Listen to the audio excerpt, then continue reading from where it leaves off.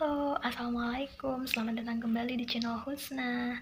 Alhamdulillah teman-teman, hari ini adalah hari pertama Ramadan dan sekarang itu pukul 2 pagi. Jadi saya ngomongnya bisik-bisik ya teman-teman, takutnya kalau terlalu ribut ngebangunin Tisha dan ayahnya. Jadi sekarang itu pukul 2 pagi. Rencananya saya mau nyiapin menu buat sahur kita. Jadi kali ini saya sahurnya cuma berdua aja bareng Pak suami. Soalnya kakak Alu lagi nggak di rumah. So ikuti terus kegiatan saya buat nyiapin sahur di puasa atau di Ramadan hari pertama ini. Yuk kita langsung aja ke dapur.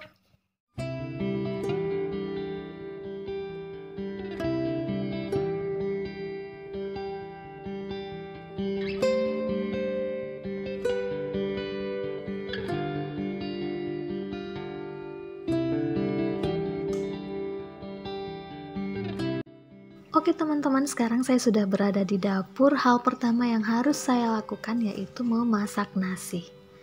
Sambil saya masak nasi, kita sharing-sharing yuk. Kira-kira teman-teman di rumah, kalau bulan suci Ramadan itu kalian bangun nyiapin menu makan sahur itu jam berapaan sih? Kalau misalnya berkenan boleh komen di bawah ya, biar kita sama-sama saling tahu rutinitas kita sebagai ibu rumah tangga, khususnya di bulan suci Ramadan seperti ini. Nah, ini berasnya terlebih dahulu saya mau cuci. Jadi berhubung di rumah itu cuman saya bertiga aja, Tisha dan ayahnya, jadi saya juga masak nasinya itu dikit aja untuk porsi 2 orang dewasa aja. Kalau Tisha makannya masih belum terlalu banyak teman-teman, dan itu pun masih agak sulit buat disuruh makan.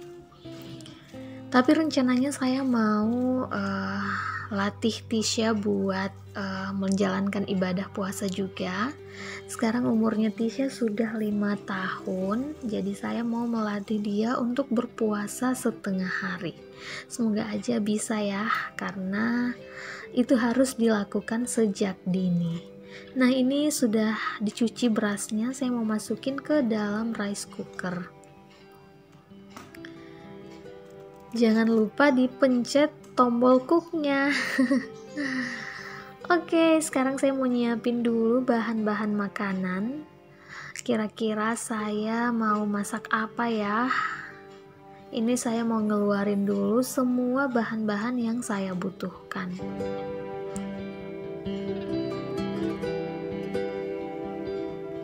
Sebenarnya kalau di rumahku itu sahur pertama dengan hari-hari biasanya itu menu makanannya nggak ada yang spesial teman-teman, tetap aja seperti menu sehari-hari. Apalagi kali ini kakak Alul kan nggak puasa pertama di rumah, jadi menunya itu nggak terlalu banyak karena saya dan suamiku itu satu selera, sedangkan kalau misalnya untuk anak-anak kadang beda seleranya. Jadi kali ini saya masaknya itu cukup satu menu aja. Nah, ini bahan-bahan makanan sudah saya keluarin. Saya mau buka-bukain dulu satu persatu, mau ngecek kondisinya juga. Nah, ini ada toge. Rencananya saya mau membuat sayur toge, tumis toge dan kacang panjang aja.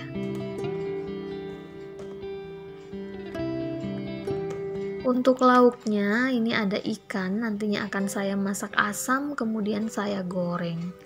Sebelum saya olah, saya terlebih dahulu mencuci bersih si ikan ini. Untuk jenis ikannya saya kurang paham, tapi kalau di Makassar ikan ini dikenal dengan sebutan ikan sinrili yang berwarna merah atau agak kemerahan gitu modelannya. Ini saya suka karena dagingnya itu lembut. Cuman kekurangannya dia itu memiliki banyak duri-duri halus. tulang-tulang halus gitu, jadi pada saat kita makan harus lebih berhati-hati. Nah, rencananya ini saya mau masak asam dulu karena Tisha itu paling doyan sama ikan masak atau ikan palu kaci kalau di Makassar namanya. Nah, jadi ikan palu kaci itu adalah ikan yang dimasak asam. Nah, ini saya kasih perasan air asam.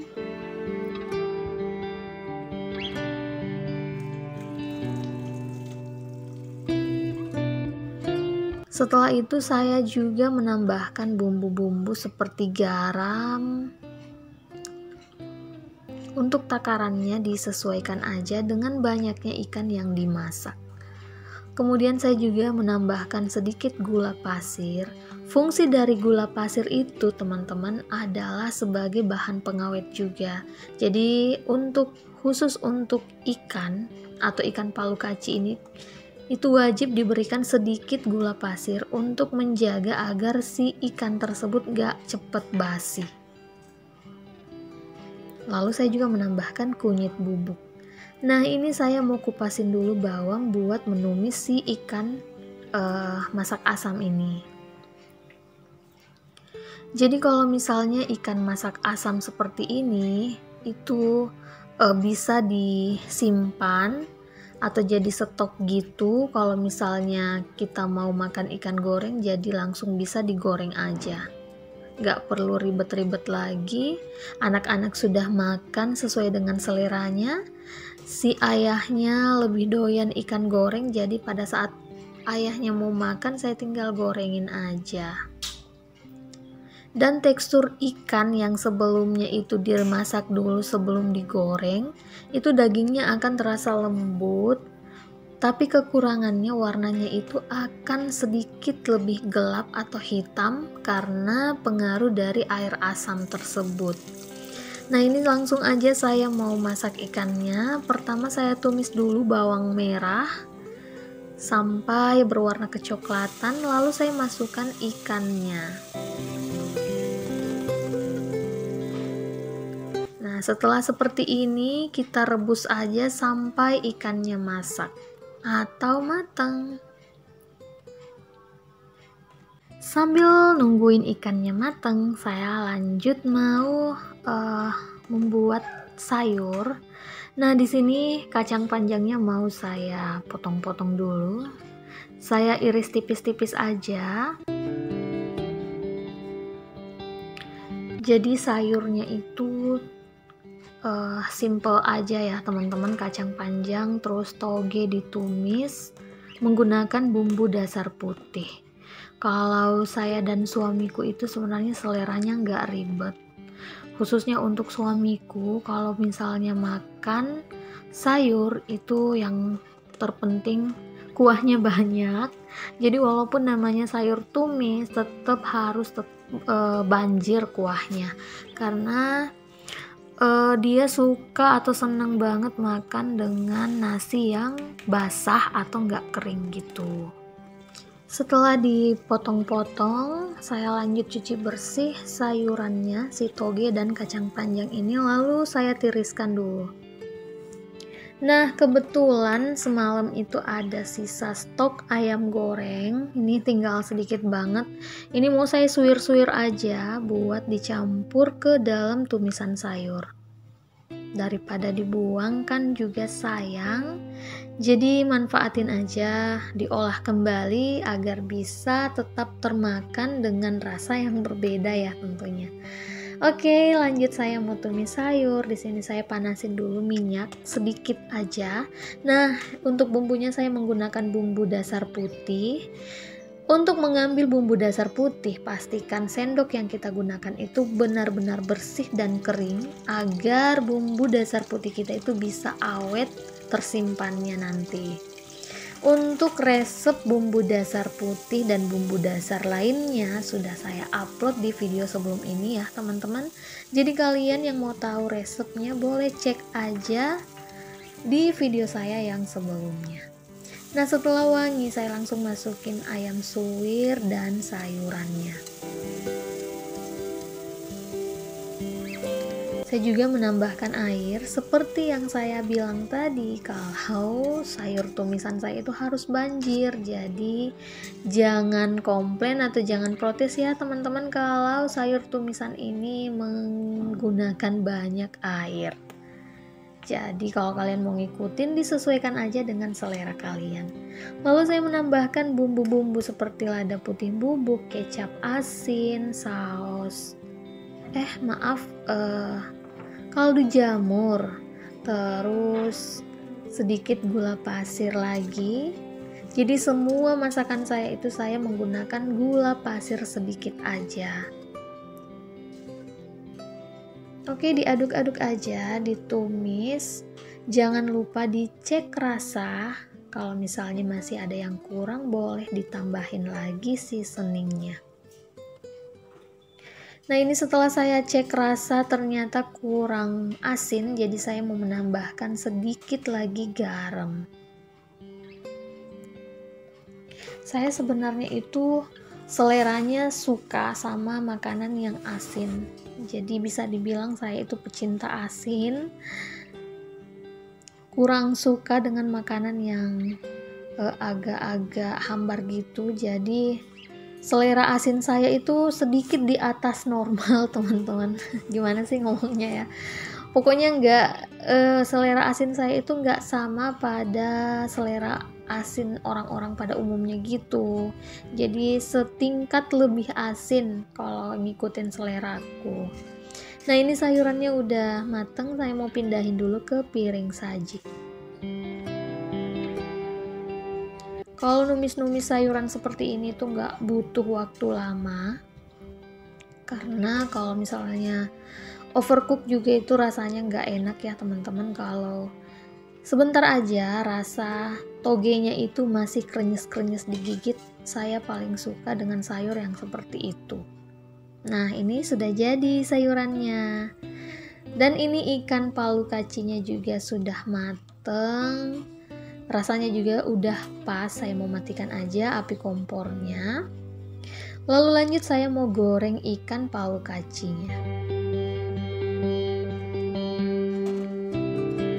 Nih, saya gorengnya itu 4 potong aja, karena kan yang mau makan cuman saya dan suamiku aja.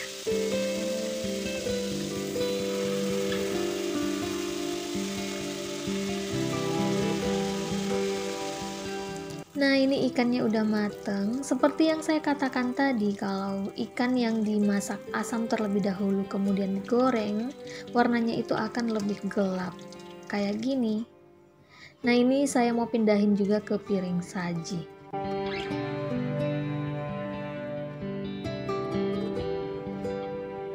Oke, setelah masak-masak menu makan sahur udah selesai, lanjut saya mau buat minuman. Jadi untuk suamiku itu dia sukanya minum teh dan saya minumnya Milo. Jadi kalau misalnya kakak Alul ada di rumah, saya dan kakak Alul itu minumnya Milo. Entah kenapa kalau misalnya minum Milo, rasanya itu pada saat siang hari tenaganya itu kuat, gak gampang capek, gak lemes juga. Entah ini tersugesti aja atau memang efek dari kandungan Milo tersebut memang benar-benar bagus. Saya juga bingung teman-teman. Tapi rasanya kalau nggak minum Milo pada saat sahur itu beda banget ketimbang saya minum Milo pada saat sahur. Jadi kalau nggak minum Milo rasanya lemes, cepet capek.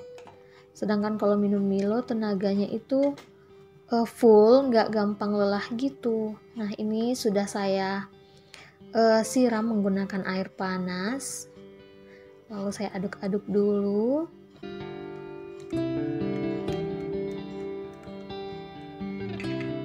Nah, ini sudah jadi, saya juga mau sajikan di meja makan. Dan ini dia menu makan sahur saya di hari pertama Ramadan. Menunya sangat-sangat sederhana teman-teman. Itu ada sambal sisa semalam. Jadi saya nggak nyambel untuk subuh ini.